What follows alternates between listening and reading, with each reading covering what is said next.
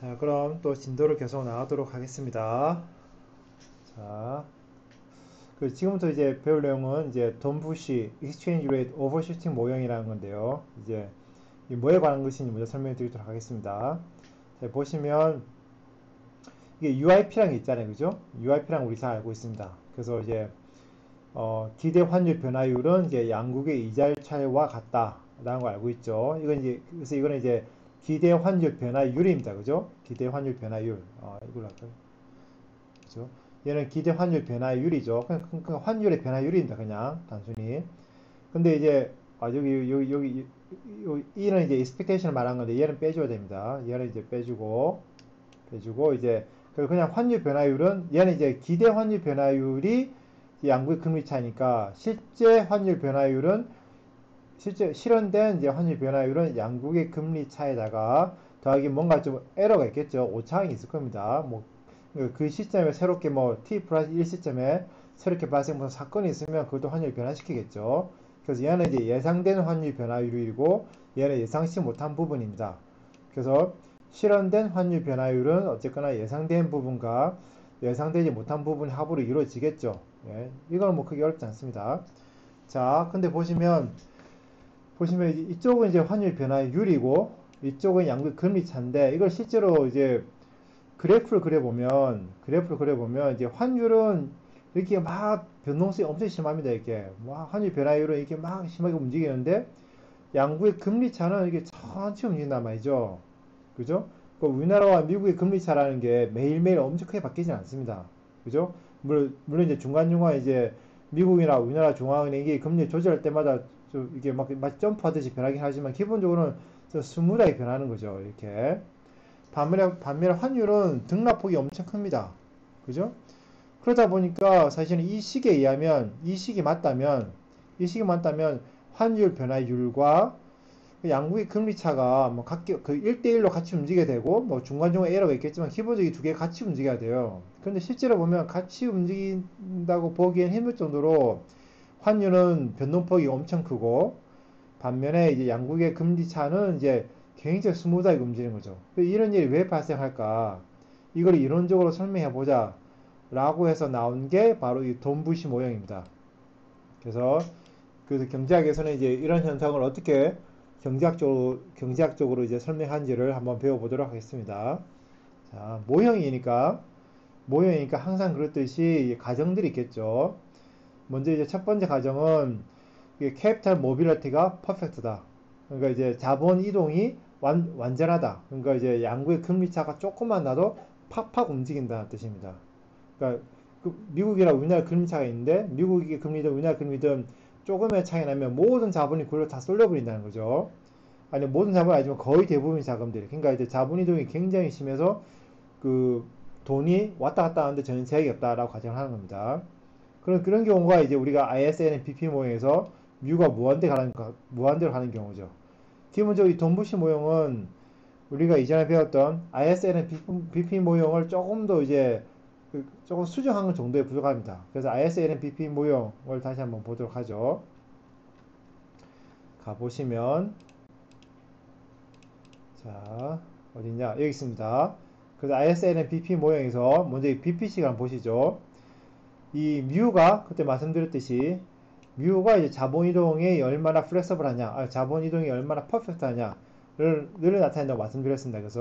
그래서 이제 기본적으로 뮤는 양수이긴 하지만 동시에 0보다 굉장히 크다 그랬죠. 굉장히 큰 양수라고 말씀드렸습니다.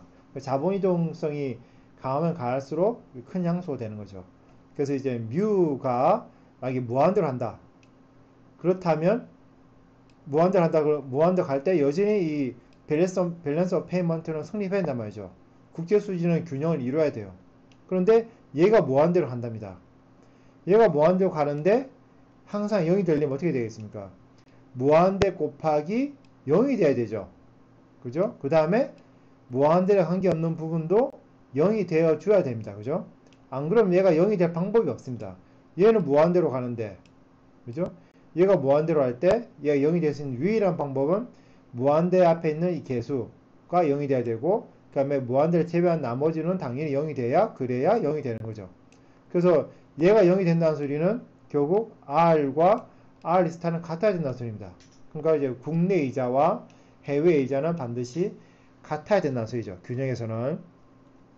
자, 근데 이제 이 돈부시 모형에서는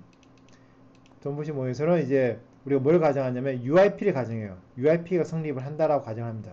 근데 UIP가 뭐냐면 보시면 UIP라는 거는 국내 금리는 해외 금리에다가 기대 환율 변화율을 더한 거다라는 거죠. 그래서 기존의 ISLN BP 모형에서는 이 부분이 0이었어요. 이 부분이 0입니다. 그러니까 기대 환율 변화율은 제로다. 그러니까 환율은 그러니까 그 미래 환율에 대한 기대값은 현재 환율과 같다. 그래서 기대 환율은 제로라고 가정하고 있는 겁니다. 그러니까 R이 이제 R스타가 같아야 된다는 거죠. 얘 무한대로 가면. 그죠? 그런데 여기서는 이제 기대 환율이 꼭 현재 환율 같지는 않습니다. 그래서 이 부분을 여전히 갖고 갑니다. 이 돈부시 모형에서는. 그러니까 그 전에 ISLN BP 모형에서는 뮤가 무한대로 갈 때 BP 곡선은 곧 R은 R 스타가 돼야 돼요. 왜냐면 R 빼기 R 스타가 0이 돼야 되니까. 그죠? R 빼기 R 스타가 0이 돼야지만 이 국제 수지가 균형이 된단 말이죠. 그죠? 근데 여기서는 돈부시 모형에서는 이제 국내 이자율이 해외 이자율 같은 게 아니라 국내 이자율이 해외 이자율 플러스 여기 기대 환율 변화율까지 더해준 겁니다. 왜냐하면 이제 UIP가 맞다고 믿기 때문인 거죠.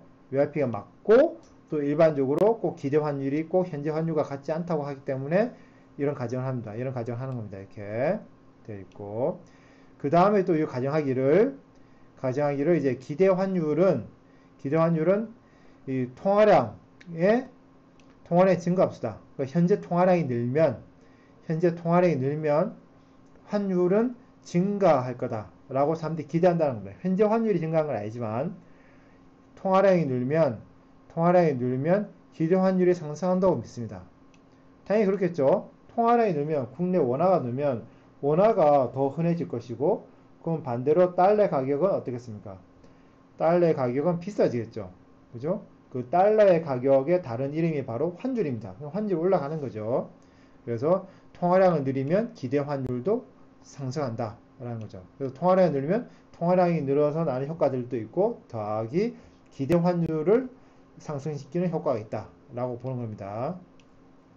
자, 그 다음에 또 가정하기를 장기적으로는 PPP가 성립한다라고 본 겁니다. 그러니까 PPP는 기본적으로 대사 잘 안 맞는다 그랬잖아요. 그죠? 왜 그러냐면 그런 가정들 모든 상품들이 이제 국가별로 똑같아야 되고 시연조신 코스도 없어야 되고 그죠? 그래야 되잖아요. 근데 이제 그런 것들이 단기적으로는 뭐 안 맞겠지만 장기적으로는 점차 이게 그 수렴해 간다고 믿는 겁니다. 그래서 지금 당장은 이게 뭐 트랜지션 코스도 있지만 길게 보면 그게 큰 비용이 아니기 때문에 그런 조건들이 장기적으로는 성립한다. 그래서 장기적으로는 PPP가 성립한다. 또 달리 말하면 장기적으로는 환율이란 게 양국의 물가 수준의 비율에 의해서 결정된다. 라고 이제 가정을 합니다. 다음으로 이제 변동 환율제를 가정하고 있고요. 변동 환율제를 가정한다는 거는 곧 뭐가 외생 변수고 뭐가 내생 변수란 겁니까? 그죠? 변동 환율제니까 환율이 내생 변수고 통화량이 외생 변수라고 가정하는 겁니다. 그죠? 그러면 당연히 이제 단기에서는 이제 물가가 스티키한 거죠. 그죠? 가격 경제성이 있는 거고 장기에는 가격 경제성이 없는 거고 그거는 똑같습니다. 그건 다를 게 없는 거죠. 그죠? 자, 다음에 그러면 이제 이거는 이제 예전에 ISLN BP 모양과 달리 그래프로 표현을 합니다. 이게 훨씬 그래프가 분석하기 편하거든요. 그래서 일단 뭐 그림이 복잡해 보이지만 일단 이제 하나씩 뜯어 보겠습니다. 먼저 기본적으로 여기를 먼저 보시죠. 여기를 보시면 좀 더 키우죠. 자, 여기를 보시면 이거는 Y축은 이자율이고 X축은 산출량입니다. 보시면 이제 IS 곡선은 R과 Y의 관계를 보면 R과 Y가 음의 관계에 있다고 보는 거. IS 곡선이 여기 쭉 있는 거고요. 그 다음에 LM 곡선은 Y와 R의 관계가 양의 관계 있다고 봅니다. 관계 있다고 보고, 그 다음에 요 BP 곡선, 까만색 요 BP 곡선에 의하면 이자율과 그 산출량 사이는 아무 관계 없다. 그 이자율이 R0라면 그냥 Y가 뭐든지 관계없이 늘 R0다라고 하는 겁니다. 그 왜 그런지 한번 보죠. 먼저 이제 IS 곡선이 이제 Y와 R에 대해서는 이제 우하향하는 곡선이다라는 걸 왜 그러냐면 IS 곡선식을 보죠. IS 곡선식이 여기 있습니다. IS 곡선식 보면 여기에 Y가 있고 그 다음에 R이 여기 있잖아요. 그죠? 물론 이제 Y가 여기 있긴 하지만 이쪽에 넘겨오면 뭐가 되겠습니까? 얘도 플러스가 되겠죠. 이 부분도 플러스 될 겁니다. 이쪽 넘어오면. 그래서 이제 Y는 이쪽에 있고 Y의 개수는 양수고, 그죠? Y의 개수 양수고, 그 다음에 R의 개수는 음수잖아요. 그러니까 Y와 R은 그 역방향 관계입니다. 그죠? 역수 관계인 거죠. 서로 이제 반대 방향 움직이는 거죠. 그죠? 방향의 반대입니다. 반대로 이 LM 곡선 한번 보죠. LM 곡선은 Y 앞의 개수가 양수고 이자율의 개수가 음수니까 사실 넘어가면 Y와 이자율은 양의 관계가 있습니다. 그죠? 그러니까 Y와 R은 양의 관계 있으니까 당연히 이제 우상향 해야겠죠. 그 비례 관계 있으니까 그죠? 반면에 이 IS 곡선식에서는 이 R과 Y가 이제 반비례 관계였고 R과 Y 관계가 반비례 관계였습니다. IS식에 하면. 하지만 LM식에서는 이제 R과 Y가 정비례 관계에 있는 거고요. 그 다음 BP 곡선이라는 게 이제 이거 된 거죠. 그 자본 이동이 무한대 갈 때는 그냥 BP 곡선이라는 게 그냥 이게 돼야 되고, 이제 여기서는 이제 환율 변화를 고려하니까 이게 바로 BP 곡선이 되어버리고, 근데 이 BP 곡선에 보시면 왼쪽에는 이자율이 있지만 이 오른쪽 어디에도 산출량은 없어요. 그러니까 BP 곡선을 이제 Y와 R의 이제 공간에 표현할 때는 R만 존재하고 Y는 늘 Y 관계없이 R이 일정한 거죠. 그죠? 그래서 요거 IS식과 LM 곡선과 그리고 BP 곡선이 만나는 이 점이 현재 균형입니다. 현재 이제 Y0라는 게 현재 산출량인 거죠. 현재 시점에서의 산출량이고요. 그죠? 그래서 IS 곡선 상에도 이 점은 IS 곡선 상에도 있고 LM 곡선 상에도 있고 BP 곡선 상에 있다는 거는 산출물 시장에서도 균형인 상태고, 그 다음에 이제 통화 시장에서도 이제 균형인 상태고, 국제 수지도 균형인 상태에 있는 겁니다. 그리고 이거를 이제 그 BP 곡선만 따로 그리는데 이 BP 곡선을 여기서는 이제 R과 Y에 관한 그 공간에다 그렸지만 이제 R과 환율의 공간에 그려버리면 R과 S가 무슨 관계인지 한번 봐야겠죠. R과 S는 정비례 관계인지 반비례 관계인지. 이거 보시면 R은 여기 있고 S는 여기 있네요. 분모에 있네요. 그죠? 그럼 따라서 R과 S는 정비례 관계입니까? 반비례 관계입니까?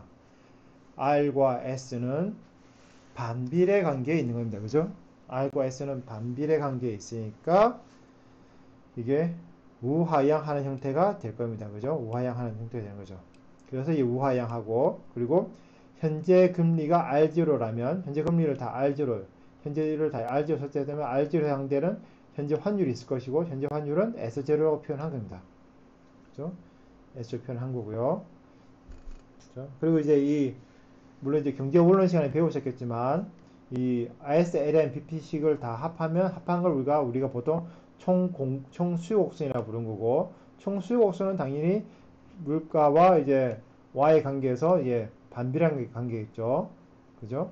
그러니까 물가가 낮으면 낮을수록 수요는 늘어나는 거니까. 그죠? 그래서 이제 우하향하는 형태고, 현재 여기 있는 겁니다.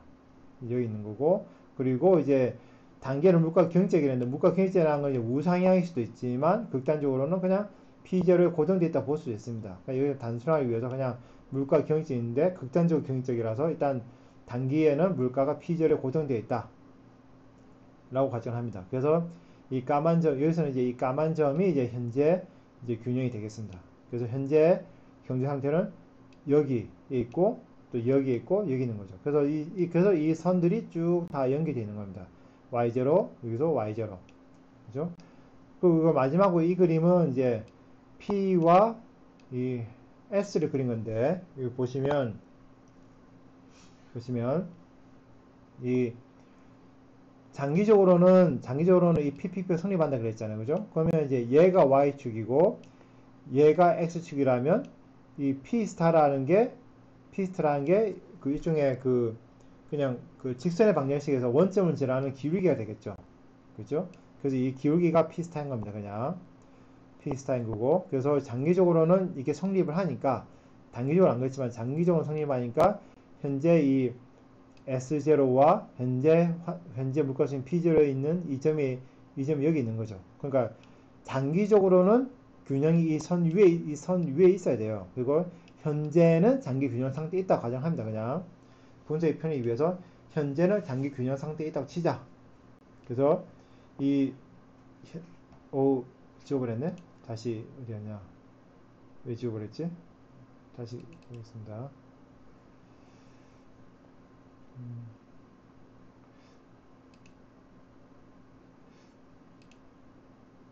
왜 안 뜨지?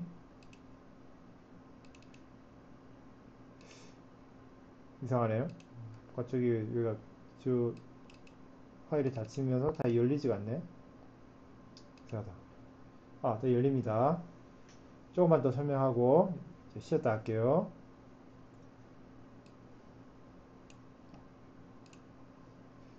자, 여기 있다. 한 번에 왔다. 자, 그래서 현재는 우리가 이거 보자. 주석에 이제 선 그리기. 주석. 예. 그 현재는 그죠? 예. 현재는 이건 필요 없고. 자, 현재는 우리가 어디에 있냐면 주석에 이제 현재는 우리가 0시점에 영시 현재라면 현재는 우리가 산출량이 Y0고 산출량이 Y0고 이거 보면 전부 다 Y잖아 그죠? 산출량이잖아 그죠? 현재는 산출량은 Y0고 물가는 P0고 현재 물가 P0인 상태에 있고요 우리가 P0인 상태에 있고 그 다음에 금리는 R0인 상태에 있습니다. R0인 상태에 있고 환율은 S0 S0인 상태에 있다 라고 하겠습니다. 그죠? 그렇습니까? 그죠? 그래서 이제 이 모형에서 ISL은 PP모형과 똑같습니다. 결과적으로는. 그러니까 이제 대신에 R이 R스타와 같다 라는 걸 제외하면 R과 R이 R스타와 같다는 가정을 제외하고 대신에 그거 가정 대신에 그냥 UIP를 들고 온 거 말고는 사실 다를 게 없습니다. 하나 더 있다면 이제 기대 환율이 이제 그 통화량의 증가 함수다. 라는 거. 그러니까 통화량을 늘리면 기대 환율은 증가한다. 그러니까 환율이 사람들이 높아질 거라고 기대 환율이 올라가는 거죠. 그 환율에 대한 기대치가 올라가는 겁니다. 자, 이 상태에서 이제 좀 분석을 해보도록 하겠습니다.